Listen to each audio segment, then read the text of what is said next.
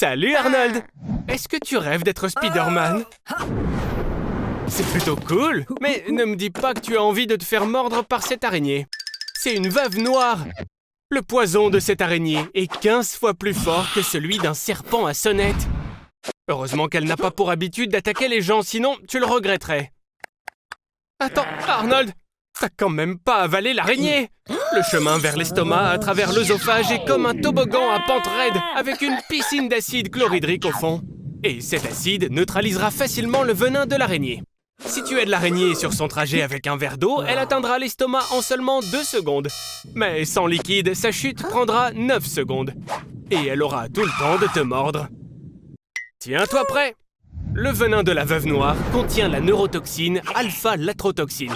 Lorsque tu es mordu, cette neurotoxine se fixe sur les récepteurs des cellules nerveuses et provoque un afflux de calcium. Cela libère des hormones qui provoquent des convulsions et des paralysies. Arnold, c'est les super pouvoirs que tu voulais, n'est-ce pas? Maintenant, tes abdominaux pourraient supporter un marteau de forgeron. Et que dirais-tu d'une érection de 4 heures? Ou des yeux qui sortent de leur orbite? Mais d'une certaine façon, tu ressembles plus à un super méchant, Arnold. Qu'est-ce qu'il y a, Arnie? Tu regrettes d'avoir mangé l'araignée? Profitons de tes hallucinations pour envisager d'autres options. Voici Arnold. Il a été mordu par une araignée des sables à 6 yeux. Son venin provoque une hémorragie interne et une nécrose des tissus. Et il n'y a pas d'antidote. Et voici la victime d'une morsure de l'araignée la plus venimeuse du monde, selon le livre Guinness des records. L'araignée errante brésilienne. Sa morsure entraîne dans la plupart des cas un arrêt cardiaque. Mais revenons à la réalité. Heureusement, seuls 5% des adultes succombent au venin de la veuve noire. Après 12 à 48 heures du plus terrible des tourments, l'effet du poison s'arrête.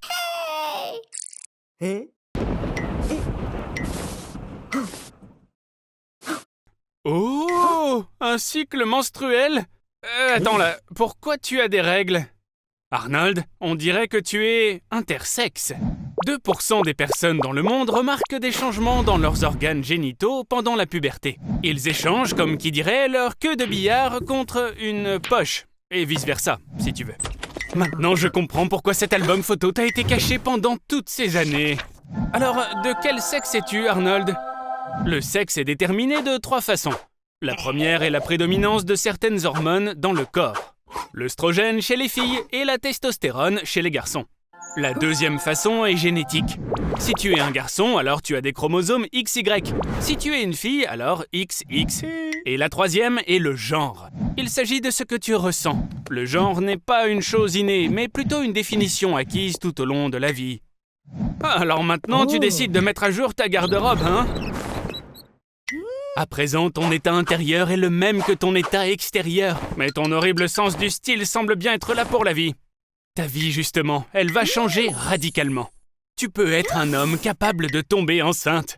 Tout comme l'a fait, par exemple, un couple marié qui vit dans l'Oregon, Tristan et Biff.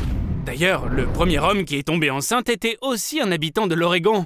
Salut l'Oregon! Eh oh! Qu'est-ce qui se passe chez vous? Waouh, Suzy s'intéresse à toi! Arnold, tu as de la chance, mais n'oublie pas que tu as déjà l'air d'une fille et que tu te comportes toujours comme un mec très typique. Super, ton rêve s'est enfin réalisé. Toi et Suzy, vous êtes ensemble. Enfin! Oupsidoups, on a des invités par là. Et on dirait bien que l'un des mecs t'aime bien, Arnold. Ouh. Oh, fausse alerte. Finalement, le mec est sans danger pour toi. Mais, comment dire, Suzy, elle te regarde d'un air un peu méfiant. Est-ce qu'elle est... Bon, l'apparence n'a pas d'importance. L'essentiel, c'est ce que tu ressens à l'intérieur. Donc, tu vois, tu n'as pas besoin de diviser tout le monde en masculin, féminin, rose, bleu. L'amour, c'est pour tout le monde. Lève-toi, abruti! Le mauvais temps ne justifie pas de prendre un jour de congé. Quoi? Tu ne veux pas travailler, c'est ça? Alors je te suggère de travailler au lit. Lorsque la NASA étudiait l'impact de la pesanteur sur une personne, elle a payé 18 000 $ à un volontaire pour qu'il reste allongé dans un lit pendant 70 jours. Ne pense même pas à te lever, Arnie. J'ai engagé un sniper qui t'achèvera à la première tentative. Tu vas manger, boire et tu feras tout le reste tout en restant allongé. À plus tard, mon pote. Hey, t'as réussi à dormir? Comment est-ce que tu vas? Pas très bien, je suppose. On dirait que tu prends du poids. Toute l'énergie qui provient de la nourriture que tu manges ne va nulle part. Mais les escarres, ça c'est mauvais. En raison d'une pression artérielle élevée, le sang ne circule plus vers la peau. Accroche-toi, mon vieux. Bonne nouvelle, Arnold! Tu es proche du record établi par les scientifiques soviétiques. 370 jours au lit. Oh, t'es pas très sexy, là. Chaque jour, tu perds 5% de ta masse musculaire. En plus de ça, tes os sont également endommagés. Et en raison de ton manque de mobilité, tes os ne se réparent pas et ils commencent rapidement à se détériorer. Et paradoxalement, s'endormir allongé devient impossible. Sans changement d'activité, le cerveau ne se repère pas dans les heures de la journée et ne sait pas quand il est temps de dormir. Mais ça a ses avantages. Tu peux regarder toutes tes émissions préférées, encore et encore. Je vais te laisser ici pour l'instant. Profite de ta série, Arnold. Oh mon Dieu, Arnold! Mais qu'est-ce que tu t'es fait? Tu sais, j'étais pas sérieux à propos du sniper. C'est vraiment pas bon de s'allonger autant. Lève-toi! Rhabille-toi, Arnie. Parce que, tu vois, avec un corps comme le tien, on risquerait de perdre tout notre public féminin. T'es en train de chercher des points communs entre toi et Schwarzenegger? Bon, tu en as au moins un. C'est ton nom, bien sûr. Tu vas devoir commencer à faire de l'exercice si tu veux obtenir un corps comme le sien. Et aussi abandonner ton régime alimentaire habituel. À moins que tu n'aies d'autres options en tête. Arnold, t'es sérieux? Des stéroïdes? Bon, tout d'abord, c'est illégal. Et ensuite, je le répète, c'est illégal. Les muscles qui sont composés de protéines se construisent grâce à ce qu'on appelle des micro-déchirures, qui se reconstituent en quelques jours et qui rendent le muscle plus fort et plus gros. Les stéroïdes sont des substances qui, une fois dans le corps, sont transformées en hormones. Ces hormones doublent le processus de récupération. Et dans le même temps, elles augmentent drastiquement le volume musculaire. Après avoir pris autant de testostérone, des processus irréversibles ont commencé à travailler dans le corps. Tu verras une augmentation de l'acné, une diminution de la taille des testicules et une agressivité injustifiée. Même si, de mon côté, je connaîtrai la raison de ton agressivité. Ne t'inquiète pas, Arnold, au moins tu auras quelque chose qui sera devenu grand. Il semble que ce traitement soit fait pour les gens, dirons-nous, paresseux. Exactement comme toi. En fait, utiliser des stéroïdes, ça veut dire que tu n'auras même pas besoin de faire de l'exercice pour prendre du poids. Bon, bien sûr, il faut préciser que consommer autant de testostérone va finir par augmenter ta libido. Tu auras envie de plus de contact physique, et ce, presque immédiatement. Hé, Arnold! Oh, allez! Non, c'est vraiment trop, là. Alors comme ça, tu as décidé de télécharger tes photos sur une application de rencontre. Félicitations! On dirait bien que tu as un match. Et à en juger par ces photos, vous avez beaucoup de choses en commun. Comment tu vas la surprendre lors de votre premier rendez-vous? Super, Arnold. Définitivement, vous êtes faits l'un pour l'autre. Bonjour, Arnold. Je vois que tu ne t'es pas réveillé seul. Quoi? T'aurais pas peur quand même, Arnold? Bon, j'ai comme oublié de te dire que la testostérone affecte les femmes d'une manière bien particulière. Elles ont des poils sur le visage, tout comme les hommes, et leur voix devient plus profonde et plus rauque. Mais te précipite pas comme ça! C'est dangereux! Parce que ton cœur n'a plus la même santé qu'auparavant. Maintenant, tu peux facilement avoir une crise cardiaque. Tu ne vas pas tenir jusqu'à l'hôpital. Ton cœur pourrait s'arrêter. Tu as besoin d'une transfusion sanguine d'urgence pour maintenir la pression dans ton système circulatoire. Pendant la guerre du Vietnam, des perfusions à base de noix de coco ont parfois été utilisées pour traiter les blessés. Étonnamment, l'eau de coco est assez similaire au plasma sanguin humain. Alors, qu'avons-nous ici? Du cola? Ok, mettons-nous au travail.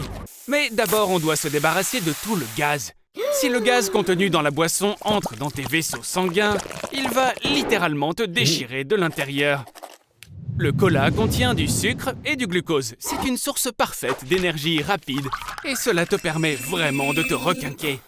On dirait que ça a fonctionné. Le cola a pris racine dans ton corps. Tes intestins sont maintenant aussi propres que jamais grâce au fait qu'ils ont été nettoyés avec du cola. Mais d'un autre côté, tu seras un invité très apprécié à toutes les fêtes avec des enfants. Avec autant de caféine contenue dans le cola qui coule dans tes veines, tu n'auras besoin de dormir qu'une fois tous les 3 jours. Maintenant, tu auras beaucoup plus de temps que la moyenne des gens. Après tout, même les athlètes professionnels boivent parfois du cola pour avoir une dose d'énergie rapide. Et tu peux toujours obtenir ta recharge au supermarché le plus proche. Non, ne fais surtout pas ça, espèce de cinglé kamikaze! Un seul Mentos pourrait te transformer en véritable missile sol-air! Mais ne t'inquiète pas, ça ne va pas gâcher ta journée. Le cola aide même à combattre la dépression légère. Mais, pour être honnête, Arnold, le cola dans ton sang est en fait mortel. Tes yeux, tes reins, tes nerfs et ton cœur souffriront le plus. Ouais, on dirait que le cola n'est pas une très bonne option. Donc... Et maintenant, ce petit bout de chou ne parlera plus pendant 1 an. Pourquoi? Parce que je l'ai décidé, voilà. Qu'est-ce qui se passe? Pourquoi t'es habillé comme ça, Arnie? Il y a des enfants qui te regardent. Tu peux pas changer ton style, là, comme ça. T'es en train de tout gâcher, espèce de dingo. Ok, est-ce que tu savais qu'en moyenne, tu prononces 7000 mots par jour? Et après 1 an de silence, tu... Mais qu'est-ce que... Arnold! Je fais tout pour toi, tout! Tu devrais m'écouter! Arnold, t'as perdu la tête ou quoi? Cette chaîne stéréo peut émettre plus de 150 décibels. Ça va te faire éclater les tympans. Même un idiot fini comme toi devrait réaliser que tu peux tout simplement pas faire ça. Ok, Arnie, c'est bon, stop, ça suffit. Je ne prends pas seulement ta chaîne stéréo, mais aussi ton téléphone, ton ordinateur portable, ta Xbox et tous tes jouets. Tu pensais que t'allais me résister? Moi? T'es sérieux? Viens par ici, petit crétin. Prends ça, espèce d'ingrat. N'essaye même pas d'allumer cette chaîne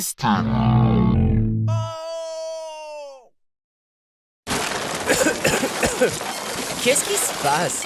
Arnold, si tu recommences, je te promets une vidéo qui va s'appeler « Qu'est-ce qui se passe si on te dissèque vivant en 1000 morceaux ?» Voilà, maintenant, ressaisis-toi.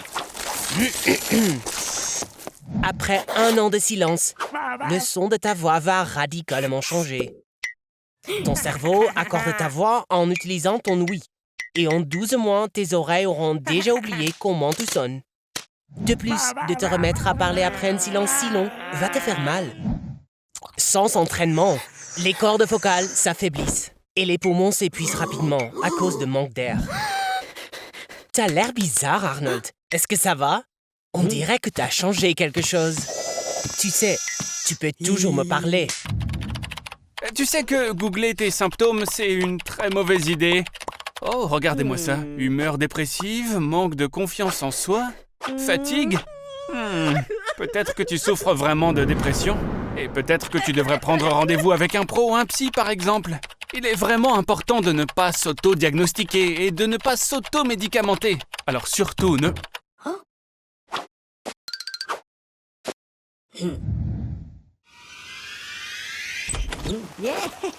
Wow!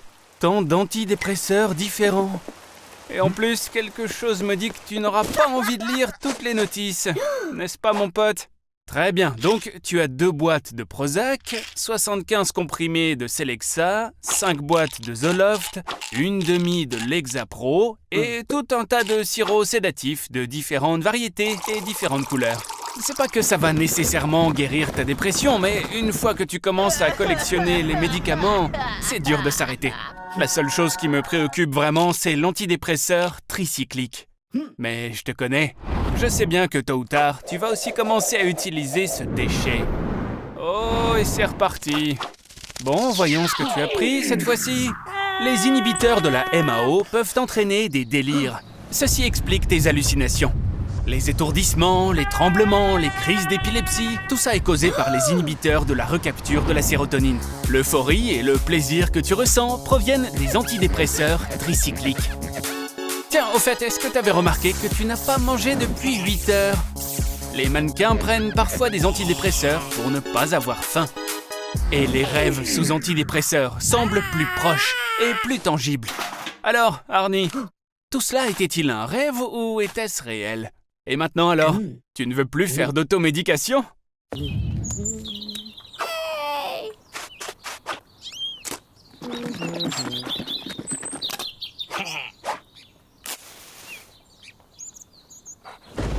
Hé Arnie, maintenant tu vas manger uniquement de la viande crue, comme un carnivore.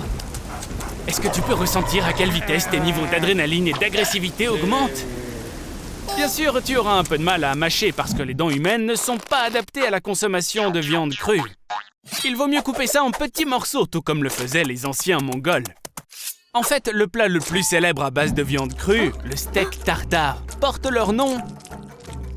Sans céréales, sans légumes et sans fruits, le flux de glucose, qui est le carburant de ton corps, va s'arrêter. Ton foie commencera à transformer ses réserves de graisse pour répondre aux besoins énergétiques de ton corps. Et tu vas commencer à perdre du poids, jusqu'à 5 kilos par semaine. Pendant ce temps, tes muscles commenceront à se déshydrater et à se dessécher. C'est pourquoi un régime à base de viande est si populaire parmi les célébrités d'Hollywood et les top modèles. Le taux de cholestérol dans ton sang va augmenter et, soyons réalistes, tu auras un risque accru de maladie cardiaque. Les acides aminés vont remplir tes intestins. Ils se mélangeront aux bactéries de ta peau, ce qui entraînera une odeur corporelle très désagréable. La viande crue contient certains micro-organismes qui sont dangereux, tout comme le E. coli, la salmonelle et la listeria. Et tout ça peut te faire pas mal souffrir, par exemple de diarrhée, de vomissements et de lourdeur d'estomac. Mais lorsque ton corps s'adaptera enfin à ce type d'aliment, tu ressentiras une poussée d'énergie et de force physique. La raison en est l'augmentation des niveaux de testostérone et de vitamine D. Même Bruce Lee lui-même, lorsqu'il se préparait pour des combats, aimait prendre un grand verre de délicieux smoothie à la viande fraîche. Nos ancêtres anciens avaient l'habitude de manger de la viande crue. Mais leur vie a changé à jamais lorsqu'ils ont compris comment utiliser le feu et ont commencé à cuisiner. Cela a réduit de 2/3 le temps nécessaire à la digestion. L'utilisation de l'énergie est donc passée de l'estomac au cerveau, ce qui a déclenché une révolution cognitive. Les humains ont commencé à utiliser une pensée beaucoup plus abstraite et ont développé des langues complexes. Et c'est ainsi que la civilisation moderne s'est développée. Alors mange, mon cher Arnold, mange. Ok, Arnold. J'ai construit une machine qui rend les choses invisibles pendant 24 heures. Il existe 3 approches de l'invisibilité. La première est la transparence parfaite. Malheureusement, on n'arrive pas trop à faire ça encore. La deuxième est le camouflage. Le camouflage, c'est quand les rayons lumineux qui émanent de l'objet correspondent aux rayons qu'on s'attendrait à voir en l'absence de cet objet. Et c'est exactement ce que fait mon appareil. Enfin, la troisième et dernière approche est lorsqu'un objet est enveloppé dans un métamatériau. Quelque chose comme un chapeau invisible, qui transforme la trajectoire des rayons lumineux pour qu'ils semblent inchangés. Maintenant, on va essayer ça sur une pizza. Imagine, si tout fonctionne, ça sera une pizza que tu n'auras pas à partager avec tes amis. Bon, je lance le premier interrupteur. Est-ce que tu savais que la première invisibilité tridimensionnelle a été réalisée par un groupe de l'Université de Californie à Berkeley? C'était en 2008. Ils ont créé un maillage de microfibres d'argent qui ne reflète ni n'absorbe les rayons lumineux. Par conséquent, l'œil ne voit que la lumière des objets situés derrière l'entité camouflée. Et maintenant, le deuxième interrupteur. Surtout ne bouge pas, Arnold. Attends, mais qu'est-ce que tu... Oh, t'es vraiment un imbécile. Je te mettrais bien une claque derrière la tête, mais... Bon sang, je sais même pas où tu es. Mets ce chapeau pour que je puisse te voir. Ok, donc, maintenant, tu as 24 heures. Qu'est-ce que tu vas faire? C'est ça, qui aurait pu douter que c'est là que tu irais en premier? Si ma machine fonctionnait selon le principe de l'invisibilité, tu deviendrais complètement aveugle. Parce que l'indice de réfraction des corps qui sont devenus invisibles deviendrait égal à l'indice de réfraction de l'air. Et les lentilles de tes yeux perdraient la capacité de réfracter les rayons lumineux et de les concentrer sur la rétine. La rétine elle-même ne serait pas en mesure non plus d'absorber la lumière visible avec ses bâtonnets et ses cônes, en raison de l'invisibilité de son corps. Mais est-ce que je peux constater, ta vue semble être plutôt bonne, non? Espèce d'ignare baveux. Bon, maintenant que la salle est fermée, on pourrait pas faire autre chose? Il te reste 18 heures.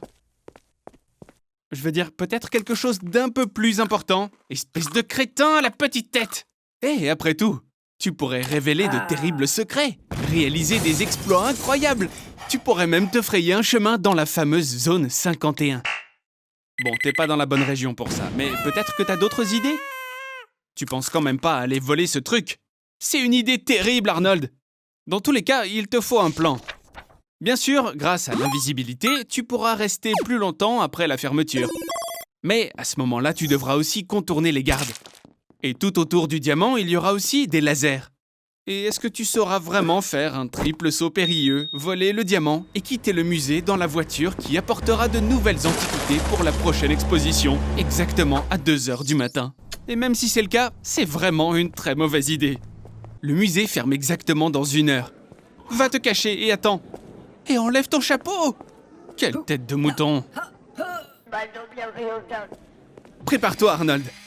L'essentiel, évidemment, c'est de ne pas se faire prendre par le garde. Arnold, c'est maintenant, vas-y!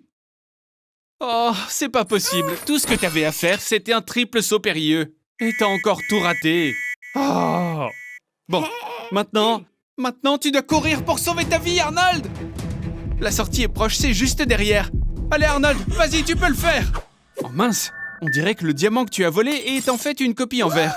Et je dois dire que c'est une tournure plutôt malchanceuse des événements. Même si, pour être honnête, il est quand même assez logique que l'original soit conservé dans un coffre. Maintenant, on dirait bien que tu n'auras jamais l'amour de la belle Tagaï. Voici Snot et Gob. On dirait qu'ils préparent encore quelque chose. Hé les mecs, vous allez essayer de rendre quelqu'un immortel ou quoi? Wow! C'est qui ça? Je suppose que ce type n'a aucune idée de ce qu'est la solitude. Et je pense que nous avons trouvé l'homme qu'on recherche. J'ai vraiment hâte de découvrir la manière dont vous allez le rendre immortel. Transplanter l'ADN de Voorhees dans ce beau gosse est une excellente idée. D'un point de vue biologique, on peut tout à fait rendre une personne immortelle. Pour y parvenir, il suffit de supprimer de l'ADN la propension à vieillir et à souffrir de maladies. Mais aujourd'hui, Snot et Gob essaient de comprendre comment peut-on tuer quelque chose qui est immortel. Premier test, la téléportation. Pour déplacer un objet d'un point A à un point B, tu dois déplacer tous les atomes et les neuroconnexions exactement comme ils étaient dans l'original. Après cela, l'original doit être détruit et il ne reste que la copie parfaite. Donc, théoriquement, la téléportation tue à la fois un mortel et un immortel. Je m'attendais à un résultat légèrement différent, mais il est bien trop tôt pour abandonner. Nous avons ici un bain alcalin qui peut dissoudre toute créature vivante. C'est vraiment dommage que ces extraterrestres n'aient jamais regardé Breaking Bad, parce que si c'était le cas, ils sauraient déjà que le mélange alcalin dissout une baignoire plus vite que le corps humain. Je pense que le prochain test va te tuer à coup sûr, le beau gosse. Il va commencer par détruire ton cerveau. Personne sur cette planète ne peut supporter quelque chose comme ça pendant plus d'une journée.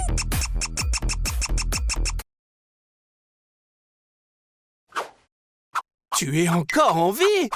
Ok. Heureusement pour nous, Snot et Gob ont volé complètement par hasard cette énorme hachoir à viande hier.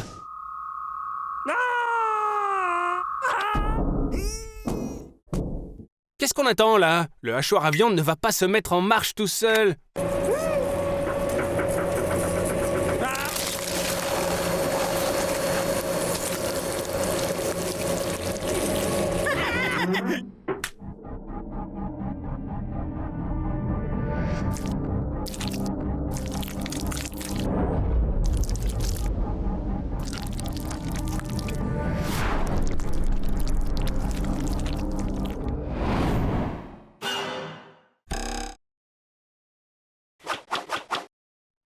On dirait qu'il a perdu la mémoire.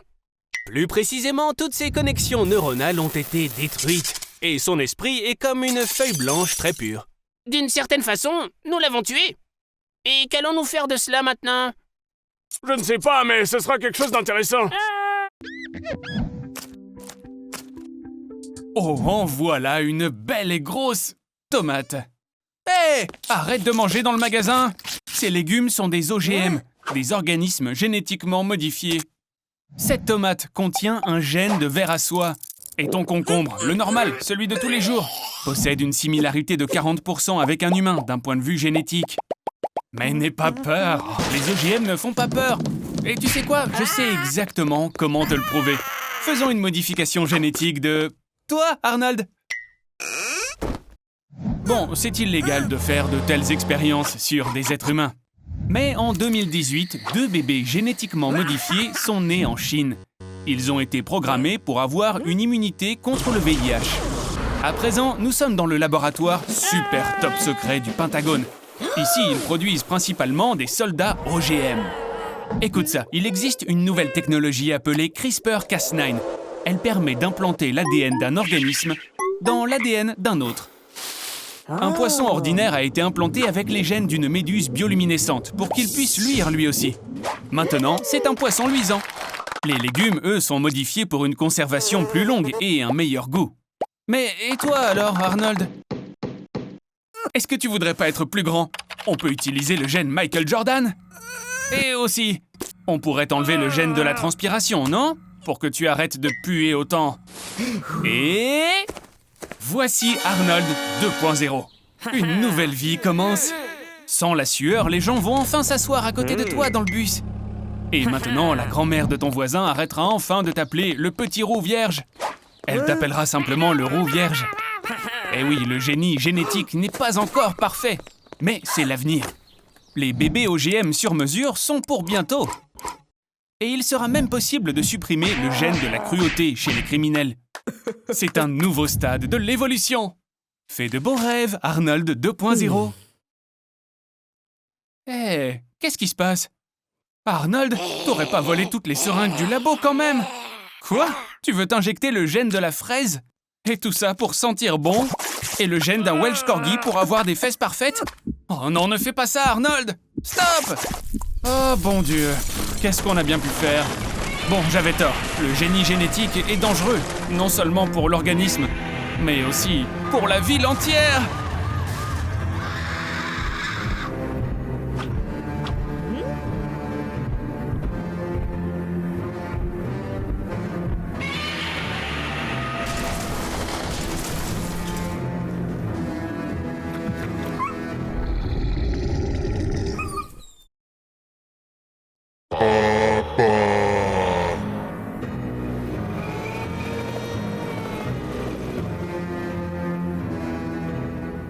Arnold, c'est pas possible, tu pourrais dormir toute ta vie. Allez, lève-toi!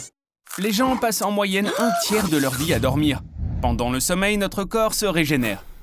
Certaines espèces d'oiseaux, de mammifères marins et de reptiles sont capables de rester éveillés pendant un maximum de 10 jours. Une moitié de leur cerveau est endormie, pendant que l'autre reste éveillé. Dans une expérience visant à ne pas perdre de temps, le streamer Asian Andy a dormi devant sa caméra dans un stream en ligne et a gagné 16 000 $ en une nuit grâce à des dons. Je crois que quelqu'un s'est introduit dans ta maison, Arnold. Arnold, c'est qui ces types? Ils ne ressemblent pas du tout à tes amis. Félicitations, Arnie! Pourquoi perdre les bonnes habitudes? On dirait bien que tu t'es mis en plein cœur d'un gros problème. Une fois de plus. Ouh là là là là, qu'est-ce que c'est que cet endroit? On dirait un dortoir d'université. Dans une université qui ne serait pas la meilleure. Waouh, Arnold! On dirait bien que tu es en passe de devenir une superstar dans une nouvelle série de télé-réalité. Mais comment diable ont-ils pu obtenir un dossier sur tous ces gens? Oups, ok, j'ai compris, je pense qu'ils t'ont amené ici par erreur. Mais qu'est-ce qu'ils vous veulent tous? Oh oh, je n'aime pas ça du tout. Arnold, tu n'as pas réussi à dormir? Une journée sans sommeil entraîne des maux de tête. Ton ouïe devient surchargée et affaiblie. Et ta mémoire se détériore. Tu as besoin de dormir! On pense qu'en moyenne, une personne ne peut pas endurer plus de 5 jours sans sommeil. C'est là que la véritable épreuve commence. Les hallucinations optiques et auditives commencent à apparaître. Le premier à établir un record du monde sans sommeil a été Randy Gardner. Cet adolescent de 17 ans est resté debout pendant 11 jours. Mais ce record a ensuite été battu par Robert McDonald, qui est resté éveillé pendant 19 jours. Seulement, les représentants du Guinness Book ne l'ont pas confirmé. Et tu sais, mener ce genre d'expérience sur toi-même est en fait plutôt dangereux pour ta santé. Tu es le seul qui reste, mon vieil ami Arnie. Ça me rappelle une légende sur les scientifiques soviétiques. Ils ont mis 5 personnes dans une pièce pendant 15 jours, avec un gaz stimulant qui les gardait tous éveillés. Arnold, tu es libre! Eh bien, je peux imaginer que tu veux probablement rentrer chez toi et passer une bonne nuit de sommeil. Seulement, pour arriver à la ville la plus proche, il te faudrait passer 30 jours de plus sans dormir. Bon, ben alors, bonne chance, Arnold! Tu ressembles à rien du tout. Attends, est-ce que tu es dans le coma? En te regardant, on pourrait croire que tu es mort, mais tu es toujours vivant à l'intérieur. Dans un coma, tu es incapable de répondre aux stimuli externes. Et grâce à ça, tu seras le meilleur fan de K-pop. Et tu pourras écouter la même chanson en boucle pendant des années. Les gens peuvent être dans le coma de quelques jours à une douzaine d'années. Edouard Obara est tombé dans le coma à l'âge de 16 ans et a passé 42 ans dans cet état. Selon les patients, pendant un coma, certains se sentent comme une sorte de matière. Ils errent dans des couloirs longs et humides, des labyrinthes. Ils passent par des mécanismes complexes. Le degré de coma est déterminé par l'échelle de coma de Glasgow, où 15 points correspondent à une conscience claire et 3 points à la mort cérébrale. Arnold, ils vont éteindre la machine! Réveille-toi et je te promets, plus d'expérience sur toi. Il y a de la lumière au bout du tunnel. Allez, Arnie, tu peux le faire! Je n'aurais jamais pensé dire ça un jour, mais tu m'as vraiment inquiété.